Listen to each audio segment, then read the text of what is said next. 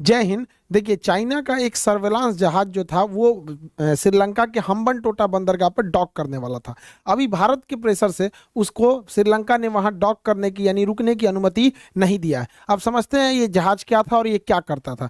China की जो समुद्री सीमा है वो बहुत बड़ी है और उसका विवाद भी है पूरे दक्षिणी चीन सागर को लेकर, इसलिए उसे हमेशा वहां निगरानी के लिए सर्वेलांस की जरूरत पड़ती है। इस सिलसिले में उसने अपना एक जहाज बनाया है, यांग वांग करके जहाज है। यांग वांग टोटल 7 जहाजें हैं। तो ये यांग वांग का 5वां जहाज था जिसे यांग वांग 5 कहा जाता है, जिसे 2007 में इंट्रोड्यूस किया गया था चाइना की नेवी में। ये एक बहुत भारी भरकम जहाज है, 25,000 टन इसकी विस्थापन क्षमता है। इतना भारी भरकम जहाज है, मतलब समझिए 40 से 42 हजार हमारे एयरक्राफ्ट कैरियर जो होते हैं उनका विस्थापन होता है। ये 25,000 टन इसी का विस्थापन है।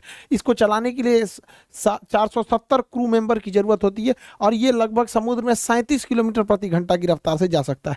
ये 620 फीट लंबा है, इतनी बड़ी ये जहाज है। और ये करता क्या है, तो भाई ये सर्वेलांस का काम करता है। इसके ऊपर बड़े बड़े जो एंटीना लगे हुए हैं, इन्हें किसी भी डायरेक्शन में मोड़ा जा सकता है और ये सैटेलाइट से आराम से कम्युनिकेट हो सकते हैं। और ये इतना खतरनाक है, खतरनाक इन द सेंस मतलब वो जासूसी के रेंज में है कि 750 किलोमीटर रेडियस में ये बैलिस्टिक मिसाइल इतनी रफ्तार से आती है उसको भी ट्रैक कर लेता है, सैटेलाइट की पोजीशन को ट्रैक कर लेता है, कम्युनिकेशन ट्रैक कर लेता है। अगर किसी खास एरिया के पास से गुजरेगा ना तो वहाँ कम्युनिकेशन में क्या सिग्नल भेजा जा रहा है, डाटा भेजा जा रहा है, उसको भी ये मतलब बहुत इजीली डिकोड कर सकता है। तो इसकी पावर बहुत जबरदस्त है। भारत के पास भी इसके पास है, बस एक ही है, आईएनएस ध्रुव। वो भी पिछले साल हम लोग ने इंट्रोड्यूस किया था वहां पर। वो भी इससे वो तो छोटा ही है, लेकिन ये बहुत बड़ा और बहुत हाईटेक है यहाँ पर।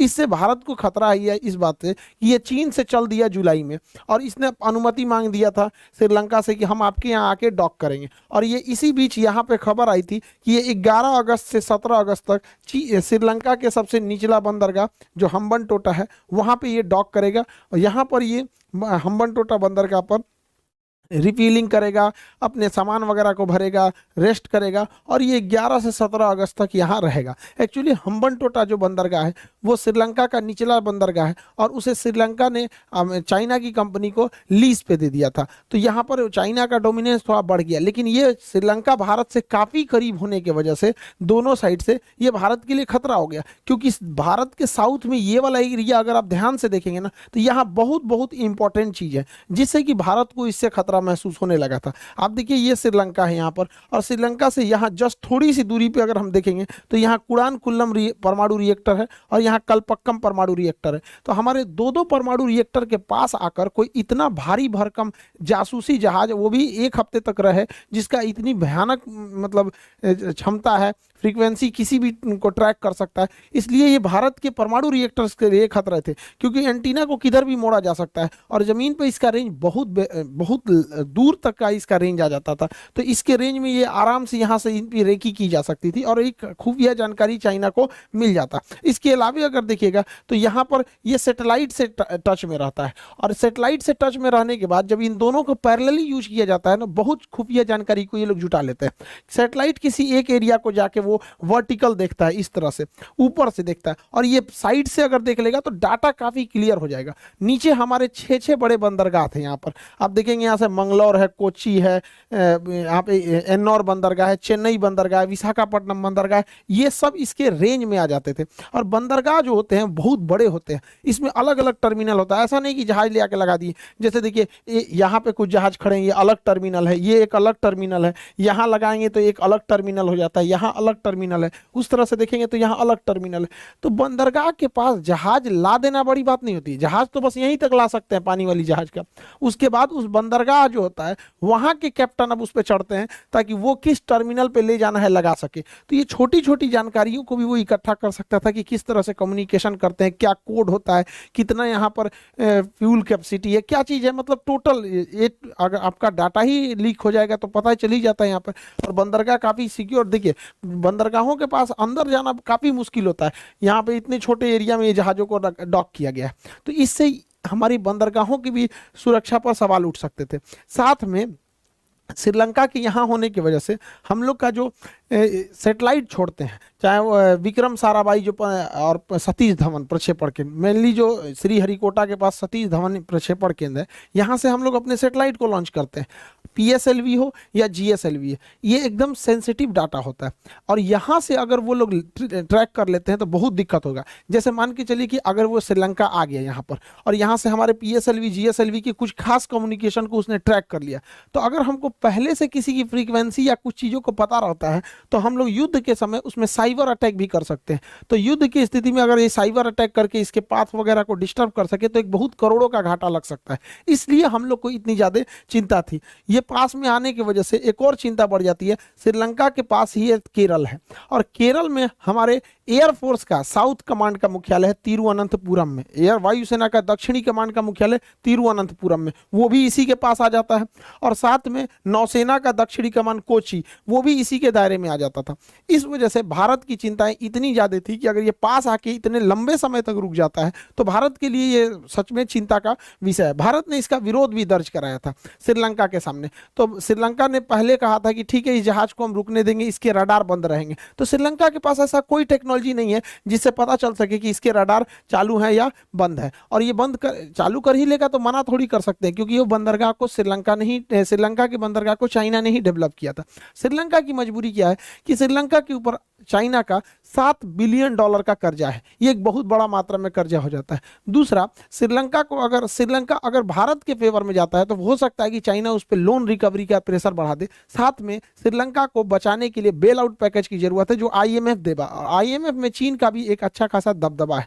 तो इसलिए श्रीलंका जो था भारत और चीन को बैलेंस करके चल रहा था, लेकिन इससे भारत के इतने बड़े बड़े खतरे हो सकते थे। इससे भारत सरकार ने श्रीलंका को अवगत कराया। तो श्रीलंका मनाने की भी कोशिश किया भारत को कि यहाँ बस पेट्रोल भरने आ रहा है, ये करने आ रहा है। तो भारत सरकार ने भी कहा जो उसको भरना है तो यहाँ सिंगापुर से भर के चला जाए, यहाँ पर ग्वादर में चला जाए, यहाँ से लेके चला जाए, यहाँ पे किसी और जगह पे लेके चला जाए।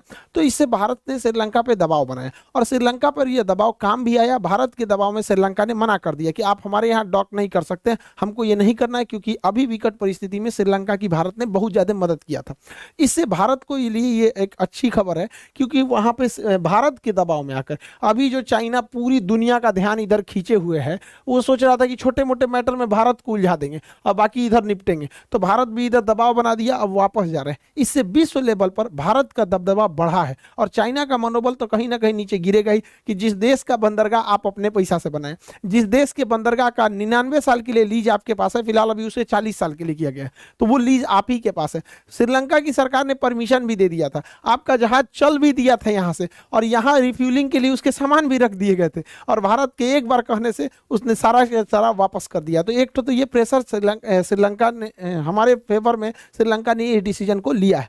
लेकिन इसके साथ एक और चीज सोचने की जरूरत है कि भारत हमेशा कब तक हम बस दूसरे का जवाब देते रहेंगे। चाइना ने ये किया तो हम उसका जवाब देंगे, पाकिस्तान ने ये किया हम उसका जवाब देंगे। अब वक्त आ गया है कि हमें एग्रेसिव होना चाहिए, और ये दिखाता है कि भारत की अब दबदबा क्या है कि श्रीलंका इतना कर्ज तले दबने के बावजूद भी चीन से भिड़ने के लिए तैयार हो गया, और भारत ने भी उसकी बहुत मदद की थी। हालांकि श्रीलंका का ट्रैंकोमाली जो हम आपको बहुत पहले वीडियो में बताए थे कि जो ऑयल रिजर्व है यहाँ पे टैंकर है, उसे भारत ने ही लीज पे ले लिया है। तो ये भारत की एक तरह से कहिए तो कूटनीतिक जीत है।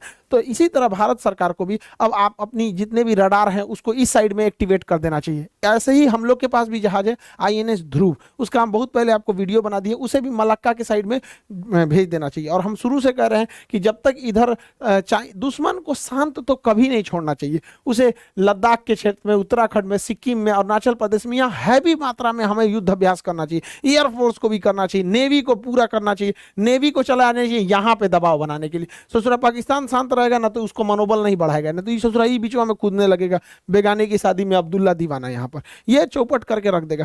नेवी, एयरफोर्स सबके साथ मनोवैज्ञानिक दबाव लगाना चाहिए। आप खुद से जरा सोचिए, चाइना इधर की ओर भीड़ रहा है, और इसने के बावजूद चाइना ने जापान के एरिया में भी मिसाइल मार दिया है, और भारत को भी धमकाने की ये कोशिश थी कि तुम आगे आगे मत आना वरना हम तुमको भी देख लेंगे। वो अलग बात है कि देखने के चक्कर में हम खुदे देखा गया वो चला गया बेइज्जती करके। लेकिन ये सोचना चाहिए कि एक देश कितना एग्रेसिव है, इतना एग्रेसिव होने के बावजूद हमें सॉफ्ट नहीं रहना पाएगा, हमें अपने तीनों सेनाओं को आगे मोबिलाइज करना होगा। आई होप आप इसे समझे होंगे। हालांकि इसके आने से उतना भी बड़ा खतरा नहीं था, एक तरह से ये आता तो हम लोग इसकी भी तो जासूसी कर लेते कि ये ससुरा कितना फ्रीक्वेंसी छोड़ रहा है। तो ऐसा नहीं है कि हर सिक्के के दो पहलू, किसी चीज से आपको लॉस भी होता है तो फायदा भी होता है। तो इसमें क्या था कि हमको फायदा कम था कि ये कितनी फ्रीक्वेंसी यूज करता है, क्या है, ससुरा इसी का जासूसी हो जाता।